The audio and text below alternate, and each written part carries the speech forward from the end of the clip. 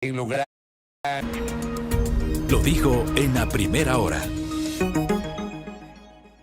Muy bien, estamos en la recta final de la primera hora. Ojalá que podamos tener contacto con Lenín Romero, que hay bastante en el plano de los deportes para comentar lo que pasó ayer con la selección sub-20, que quedó eliminada luego de caer 3-2 ante el equipo de Corea, la República de Corea, en el sudamericano que se disputa en Argentina. Antes, vamos a conversar con Luis Felipe Tillería. Él es ecuatoriano, guayaquileño, pero además es el primer latino en lograr un cargo de elección en Londres, en la capital del Reino Unido. ¿Cómo le va, Luis Felipe? Qué gusto, bienvenido. Sí, muchísimas gracias por el espacio. Un saludo migrante a nuestros compatriotas que nos escuchan vía internet también, en Italia, España, Francia, Inglaterra, Estados Unidos y definitivamente en todo el Ecuador. Bueno, usted reside en el Reino Unido. Sí, en Inglaterra, sí. ¿Desde cuándo? Ya llevamos 18 años por allá. Nací y crecí en Guayaquil.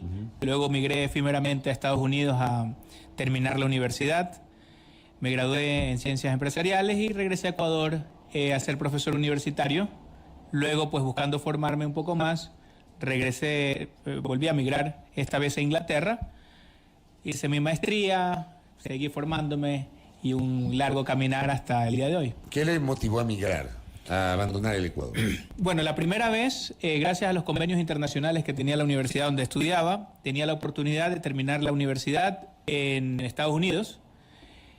Me abría pues me abría muchas más puertas terminar en Estados Unidos en ese momento que en Ecuador. Pero la segunda vez era por un tema de mucha practicidad. En Inglaterra las maestrías duraban un año y aquí duraban 2 años, 2 años y medio, 3 años incluso.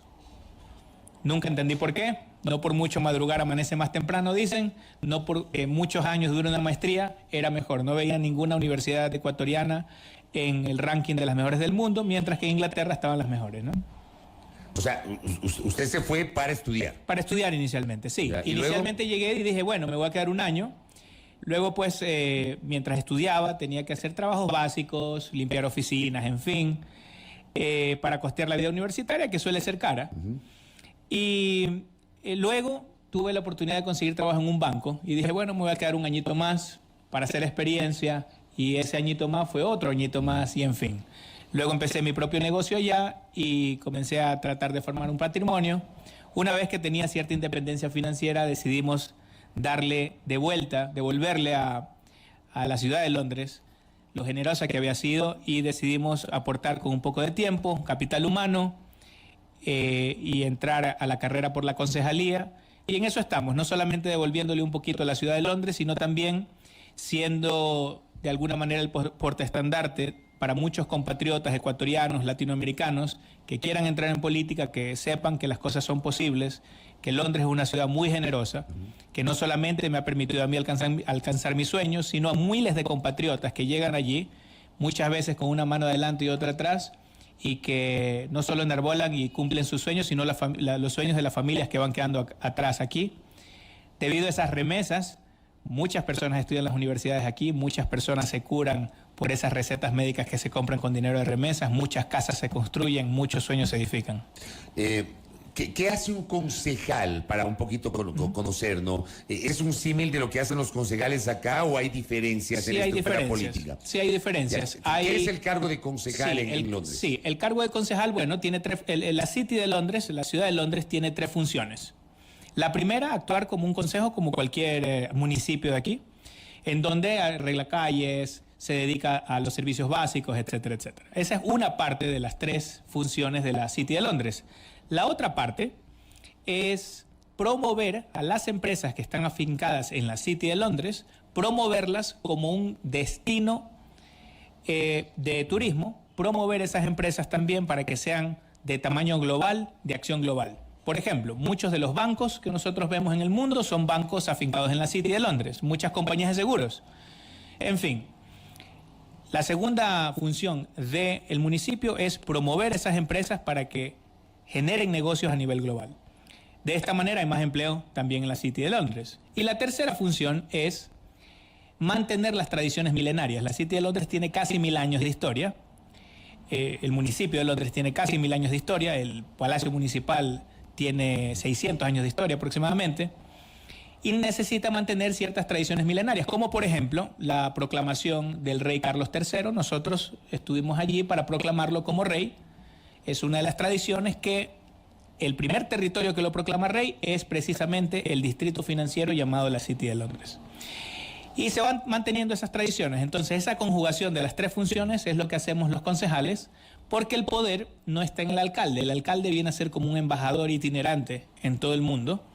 Y el Consejo Municipal de los 100 Common Councillors son quienes, por medio de diferentes comisiones, organizan el accionar de estas tres funciones de la ciudad. O sea, a diferencia de lo que pasa acá con los concejales, que terminan siendo legisladores de la ciudad, que son parte de un consejo municipal liderado por el alcalde, es totalmente diferente lo que se hace allá. Correcto. Entonces hay una partecita que es similar, en donde también nosotros legislamos, pero por medio de comisiones también somos ejecutivo. Y además tenemos que hacer lobbying para empresas internacionales, para que lleguen a ser globales. Tenemos que promover que estas empresas puedan hacer negocios en diferentes partes del mundo. Le pongo un ejemplo. La República de Chile en el 2019 lanzó unos nuevos bonos de deuda externa. El alcalde, el Lord Mayor de la City of London, durante los 4 años precedentes a esa emisión de bonos, estaba visitando Chile todos los años. ¿Qué es lo que hacía? Promovía que esos bonos, primera vez en el mundo que se emitían bonos linkeados a la sostenibilidad. Esos bonos pudieron haberse lanzado en Wall Street, pudieron haberse lanzado en China, pero se lanzaron en la City de Londres. Entonces, allí hizo comisiones un banco que estaba afincado en la City de Londres. Pero como contraparte, también se estaba financiando un país. ¿Y cómo lo hacían? Que me parece una idea que debería ser considerada en este país. Es que eran bonos que tenían una peculiaridad. En lugar de que un bono de deuda externa pague, por darle un ejemplo, 7%, acá teníamos un bono que estaba indexado a la lucha contra el cambio climático. Si es que el gobierno de Chile estaba en línea y estaba ayudando al cambio climático, solo pagaba el 2%. Y si es que no estaba ayudando, pagaba el 6%. De esta manera tenía una tasa variable. Tenía ciertos objetivos que cumplir, tenía que invertir ese dinero en energías renovables, lucha contra el cambio climático, etcétera, etcétera. ¿Cuánto han recaudado desde el 2019 acá? 22.000 millones de dólares. Eso es equivalente aproximadamente a un tercio de la deuda externa de Ecuador. Y Ecuador es un país megadiverso, con lo cual muy bien nos podría ir si comenzamos a emitir este tipo de bonos, porque hay una industria gigantesca que quiere financiar la lucha contra el cambio climático. Ya no solamente se trata si se cree o no se cree en el cambio climático. Allá en Londres es una industria. Es como que usted crea o no crea en Papá Noel. No importa. Aunque no crea, usted lo pone en las ventanas si es que tiene un comercio y en el mes de diciembre usted pone oferta de Papá Noel. Lo mismo pasa con el cambio climático. Las personas que creen o no creen saben que es una industria y es una industria muy rentable. Con lo cual, la City de Londres está buscando ser el líder mundial del financiamiento contra el cambio climático. ¿Cuánto dinero pasa por la City de Londres? 1/3 de todo el dinero del mundo todos los días. ¿Cuánto es eso aproximadamente? 3.8 trillones de dólares. Para ponerlo en contexto, porque muchos ceros pueden confundir a la gente, 3.8 trillones de dólares significa, todos los días, significa que para financiar al Ecuador por un año, haría falta el dinero que pasa por un minuto por la City de Londres. Entonces, esa cantidad de dinero que hay afuera, tenemos que aprovecharla, tenemos que comenzar a mirar un poco más a otros mercados que no son solamente Wall Street, que no son solamente los créditos chinos, que también hay otros mercados que están en boga, que están dispuestos a financiar precisamente países como el Ecuador. Esto no, tal vez no se asemeja, guardando las distancias y las diferencias, a esta apuesta de los bonos azules que está impulsando el gobierno del presidente Lasso. Es un poco diferente porque tiene una tasa variable y depende de la lucha contra el cambio climático, más allá que simplemente cuidar el medio ambiente. ¿Ya? Son bonos más específicos. ¿Ya? Aquí estamos hablando de algo mucho más amplio. Correcto. Y cuando vienen los fondos, tienen que ser invertidos específicamente en energías renovables, específicamente en la lucha contra el cambio climático, específicamente en sustituir petróleo, por ejemplo, como medio de energía, en fin. Algo muy interesante, por ejemplo, es que Ecuador ha declarado 60.000 kilómetros cuadrados como reserva marina.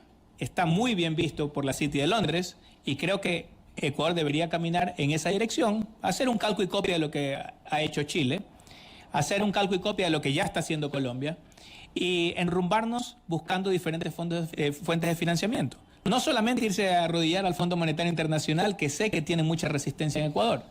Y si bien es cierto, el FMI presta con bajas tasas de interés, y si bien es cierto, el FMI ha contribuido en los últimos 20 años con 5.800 millones. Pero plantea condiciones, pues, del FMI para... Correcto. Y bueno, con justa razón, porque es plata de ellos. Sin embargo, creo que nosotros nos hemos olvidado de buscar más financiamiento y de dar más incentivos al FME.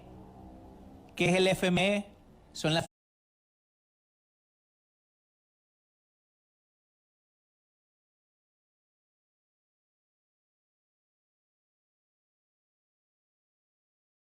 familias migrantes ecuatorianas. Las familias migrantes ecuatorianas, en lugar de los 5.800 millones que ha contribuido el FMI, los migrantes hemos contribuido con 62.000 millones en los últimos 20 años. Con lo cual, creo que mejor le podría ir a Ecuador si es que comienza a darle incentivos, esos caramelos, a los migrantes para que comiencen a mandar un poquito más de dinero. Oiga, yo le pregunto a usted, porque luego de escuchar su explicación es inevitable hacer un poco un ejercicio de memoria de cuando el Ecuador pretendió lograr apoyo internacional para no explotar los campos ITT del Parque Nacional Yasuní. O sea, la apuesta era conseguir financiamiento garantizando que ese petróleo queda bajo tierra. En este contexto que está explicando, ¿eso hubiese servido? Hubiese sido algo interesante. Lamentablemente no era el momento, no estaba de moda, no había una industria. O sea, hace 10, 11 años no hablábamos de esto todavía. Sí, pero habían un par de bancos haciéndolo. Lamentablemente es lo mismo que usted se hubiese inventado el WhatsApp hace 40 años. No hubiese tenido éxito. Tenía que inventárselo en el momento correcto, en el lugar correcto. Y este es el momento correcto porque hay una industria multimillonaria, multibillonaria, trillonaria, que está buscando financiar la lucha contra el cambio climático. He entendido que hay un par de candidatos que están muy conscientes de que hay que luchar por el medio ambiente y espero que tengan en sus planes de trabajo buenas propuestas de cómo financiar su lucha contra el cambio climático. Ahora, usted, ¿cómo llegó a ser concejal? Háblenos de su experiencia. ¿Cómo se involucra usted en la política? Usted es migrante ecuatoriano. No sé si usted tiene la nacionalidad británica o no se precisa. ¿Cómo se lo hizo? Bien, bueno, tengo doble nacionalidad, triple nacionalidad chilena, pues por mi papá. Y allá tenía pues el pasaporte italiano también, por el lado de la familia materna. Y como ciudadano europeo podía participar en política de igual manera que un británico. Algo muy interesante, le diré. Yo gané las elecciones siendo un ciudadano independiente. No necesitaba afiliarme a ningún partido político, cosa que es diferente aquí. Aquí la democracia, que yo la llamo dueñocracia más bien, está secuestrada por los partidos políticos. Un ciudadano no puede ser candidato a menos que trance con el dueño de un partido. Así de sencillo. Allá no.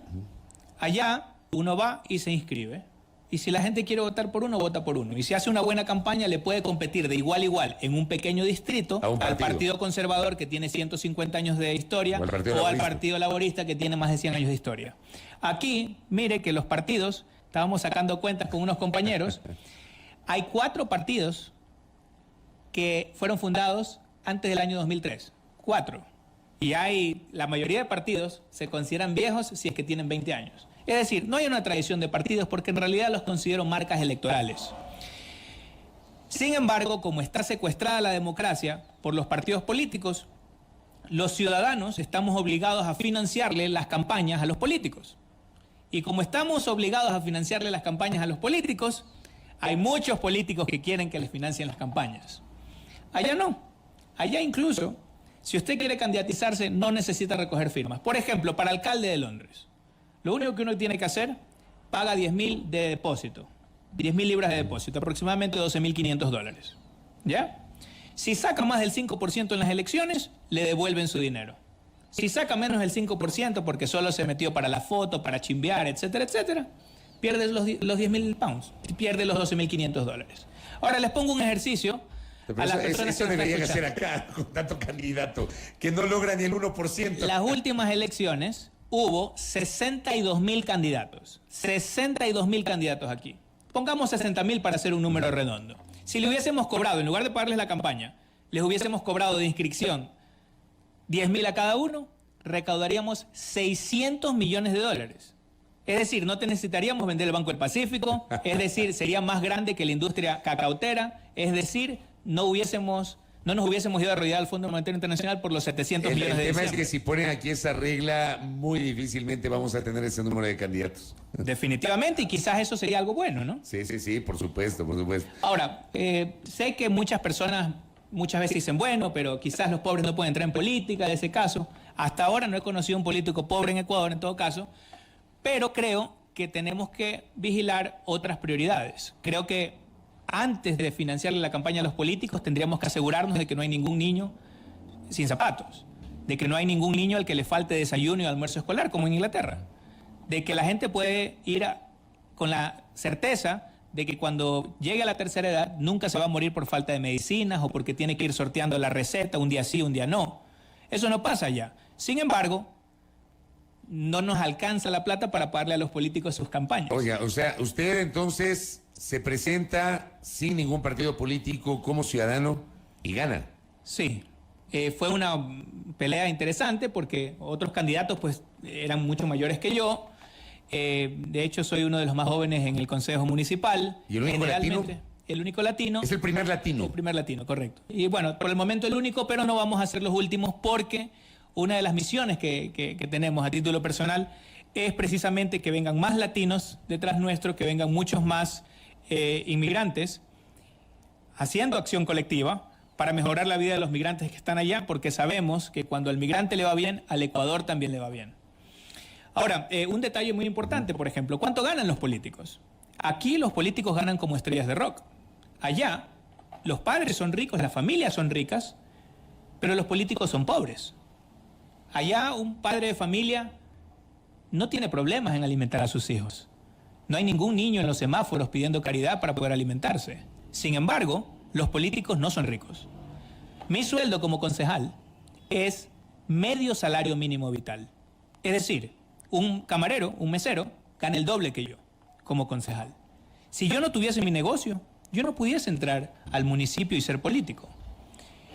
Y quizás eso es lo que tenemos que plantearnos, porque ese Consejo Municipal de Londres está integrado por 100 personas que ya fueron grandes y exitosos profesionales, grandes doctores, que ya se jubilaron muchos de ellos, que algunos tienen sus empresas y ya pueden dedicarle un día a la semana a ayudar a su ciudad y no necesitan andar buscando dinero.